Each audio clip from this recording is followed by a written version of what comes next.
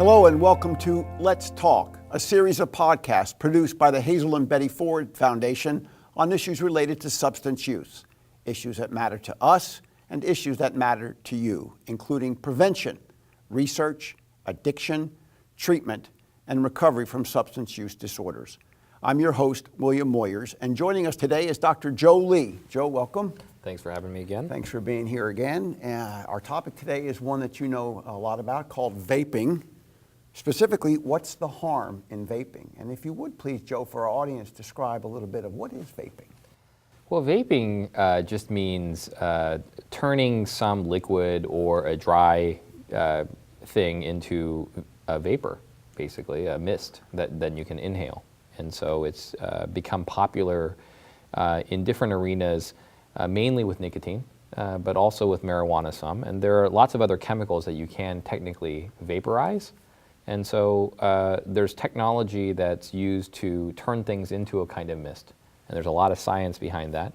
But that in general is called vaping. So it's a catch-all phrase where lots of different kinds of chemicals are basically turned into a mist and inhaled.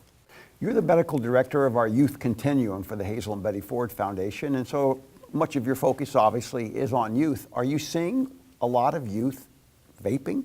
Yeah, I don't want to use the word epidemic lightly, but let's just say that for decades, prior to us talking about marijuana legalization or anything else, we had done a great job as a community reducing the amount of tobacco use by youth and adults in the country.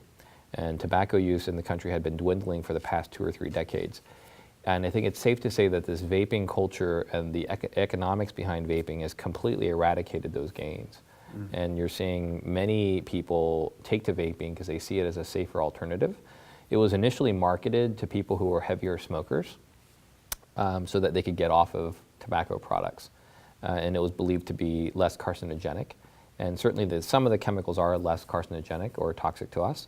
But what's actually happened is more than a cottage industry, a booming industry where they actually cater to younger and younger people who then get addicted to nicotine products via vaping. So it's oriented primarily towards a young consumer. Yeah, all of the playbook is very much like the nicotine industry. Tobacco industry, what they used to do was they wanted people getting addicted early because then they knew that they would die in their 50s due to heart disease and all other complications from cigarette use that we know now. And so you got to get the customers on early, and you got to make the product as addictive as possible. So they put a lot of science and effort into that. So it's always been a play where you cater to a younger audience because then you know that the addiction will create a habit that earns you a profit for a very long time. Why is vaping relevant to our population? Well, young people like it because of some assumed safety, that it's maybe better than tobacco products. And I think that's somewhat misleading because nicotine by itself can be toxic just as a chemical. And the addiction is still just as real, whether there are carcinogens attached or not. Long-term studies aren't established on exactly how safe vaping is. And so young people like the false assumption that maybe it's safer than using tobacco products. And they also like the discreet aspects because it doesn't smell as much. And so if they want to be discreet about their use, they can be. And I think they also like the technological aspects of it. Some of the flavors that you can get for nicotine products that you can use in e-cigs and vape pens are attractive to people. So you've heard of Juul and other companies. And they've kind of rightly owned that in their advertising, they've basically targeted young people. And they're trying to reverse that. But if you're trying to make a profit in the vaping industry, I don't see how you can't really try to ensnare more young people. I think that's really their business model. And I think that they should be more transparent about it because a lot of young people are getting hooked on nicotine products this way. And what about, as you alluded to earlier, the vaping of other substances? Primarily, I'm thinking about marijuana. How does that work? Well, it's complicated, but you don't have to vape just a liquid. You can vape a dry good or a solid or a wax. So there's lots of different things that can be put in a vaping apparatus. And so the vaping technology has evolved quite a bit. There are even some things where you can vape more than one kind of thing, so like marijuana and nicotine. Or some people go online and figure out how to rig their vape pen so that they can vape both marijuana and nicotine. It's not a super popular thing to do. They just usually carry around 2 different kinds of technology. generally, if they want to do that. But marijuana concentrates can be vaped. People have known that for a long time, so this isn't new. There's a thing called an atomizer, which is just a fancy way of saying that's the thing that turns it into mist. And you can do it by heating it. You can do it by convection, which is a different kind of heat. You can do it lots of different ways. And but the danger is that it's appealing to young people, and people are using high potency chemicals, getting addicted very quickly. And if you look at the tobacco data, if your child is using or teenager is using tobacco products, it's kind of a harbinger for the future that a lot of bad things are going to happen. And I'm not talking about gateway drug stuff, even dropouts from school attendance, mental health issues. It's been a correlative but very powerful correlation that young people who use nicotine products are just in more trouble and at higher risk when they grow up. Why though, Joe? It has to do with the population. It's probably that they're a high-risk population to start with. And so when you look at any substance, and I've said this on your show before, but if you look at alcohol, for example, and that's the safest one to start with, 30% of Americans don't drink at all. 30% of Americans drink once a week. And 20% of the population consumes 80% of the alcohol in the country. 10% of the population consumes 50% of all the alcohol in the entire country. And that kind of consumption distribution is similar in marijuana, nicotine, lottery tickets, video games. So anything that you can consider a vice, things that people get carried away with, the distribution pattern of consumption is not a bell curve. And so then imagine if you're a capitalist and you're the jewel company or you're selling an e-pen. Who are you going to make a profit off of? You're going to make a profit off of the people who are not recreational users but tend to use too much of your product. Those are high-risk people. And that's why those people get targeted. And that's why those people use a lot. What's your counsel to parents? I know you see it at our youth facility in Plymouth, Minnesota. I hear about it from parents as well, and I'm a parent of a young person who has experimented with vaping and fortunately has moved beyond that. But what are the messages that you would have for how parents can confront, maybe is too strong a word for it, but engage their young daughter or young son in the conversation around vaping? I think parents need to have a wisdom about what they're trying to do and not just be reactive. And so if they have honest conversations and have a good relationships, kids are usually honest about vaping. I will tell you there is a cottage industry now, and I've used that term before, but there is a real cottage industry of young people who cannot legally vape, but they will actually buy cartridges, vaping cartridges and pens from older kids who can get it legally. So it has spawned this little industry for young people who are, maybe selling marijuana or Xanax or other things. And so actually I see a lot of young people now making quite a bit of profit on this nicotine stuff. But going back to the parenting part, I think parents should be upfront about it, but they also need to recognize what's happening in the big picture and not get caught up in the nicotine. When a young person goes to nicotine, alcohol, marijuana, or anything else that is potentially addictive quickly at a young age, they're raising their hand and saying, I'm a high-risk person. That's what they're telling you. So while there's importance in talking about the substance itself, it's probably more important to recognize where your child is really heading, what that behavior says about your child's trajectory, what the correlations are, and the correlations aren't good at all. Should parents be in a punishment mode when they discover that their child is vaping? Probably not, but I say this broadly because if you have a great relationship and your child trusts you, as parents, I lose my cool every day. I got a 2-year-old and a 7-year-old. They get the best of me every day. So I try every day to be a better parent, right? So, and I think we're all in that boat. So this isn't like if you get mad at your child because you discover that they're sneaking in jewels or something, that's going to be the end of the world. But it really is contingent upon your relationship.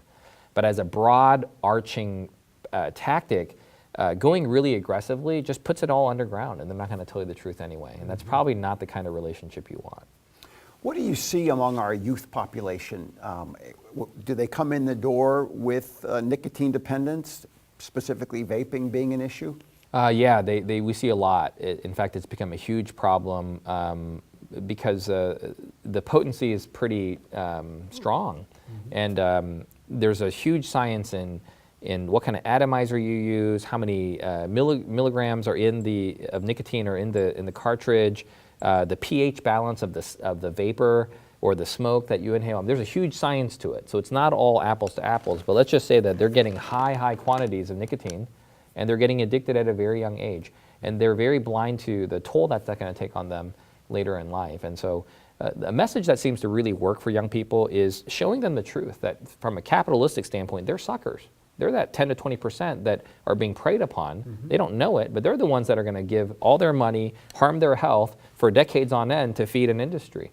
And that's what turned the tide with the tobacco thing, is that when kids started to realize that there was this industry that really didn't care about them, was making all this profit at their expense, they started to connect the dots, and we started to see a decrease in loss. This is the exact same playbook, but it's disguised with other banter and jargon. And young people I talk to can get to the truth, and once they see it that way, they're more likely to stop using because they don't want to be anybody's pawn. How do we treat nicotine dependence among our young population at our facilities? Well, addiction is very Pavlovian, so it's like the food and the bell and the dog. And so the problem with the experiment goes, you ring the bell and the dog salivates, because it's expecting food. Well, the problem with nicotine addiction is it's everywhere. So everything's the bell. You're in the car, you're out of the car, you talk to your girlfriend, you talk to your boyfriend, you get on Instagram, you get off Instagram, you eat dinner, you wake up in the morning, and everybody wakes up in withdrawal. When you wake up, you're physiologically in withdrawal. So it's a serious, serious addiction. And so you treat it like any other addiction. You can use medications to help with some cravings. You can use some alternatives. There are adults who are heavy smokers, and they will anecdotally tell you that they've found some relief using e-cigs or vape pens to get off of cigarettes. But larger research shows that it doesn't work any better than other products we have for nicotine cessation. Oh, interesting. Now. Okay. And then what they don't tell you is, while there's that subset where they really make money are the young people who want to smoke the cherry flavor or vape the cherry flavor, and that they're going to have that customer on the hook for 3 decades. What is our policy in terms of the use of tobacco products on our youth campus? Well, we know that people who use tobacco products just have worse outcomes in recovery. And so we don't allow tobacco use, and we don't allow nicotine use on our campus for that reason. We also respect the fact that some of them don't want to quit at the time, and so we try to do what we can to help them with cravings, and we try to engage them long term on it. And so it's an ongoing dialogue. It's not about do you allow it or not. It's really about arming that individual with the right information and trying to cater to their values. And when they look at it and say, I've done things where I'll actually pull up a compound interest calculator online, figure out how much they're spending on nicotine products a week, multiply it, do a compound thing for like 20 years. They're shocked at how much money and opportunity they're giving away to these companies. And when you look at it that way, they start to think differently about their choices, because it's really their choice to stop spawning an industry like that. And if they see themselves as being pawns in this, they have a better shot at saying, you know what, I really don't want to give my money to those people.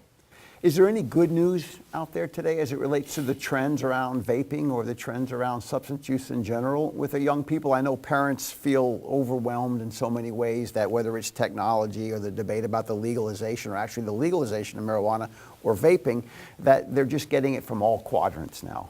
For lower risk kids, the global data, there's some good news in that use is going down across the board.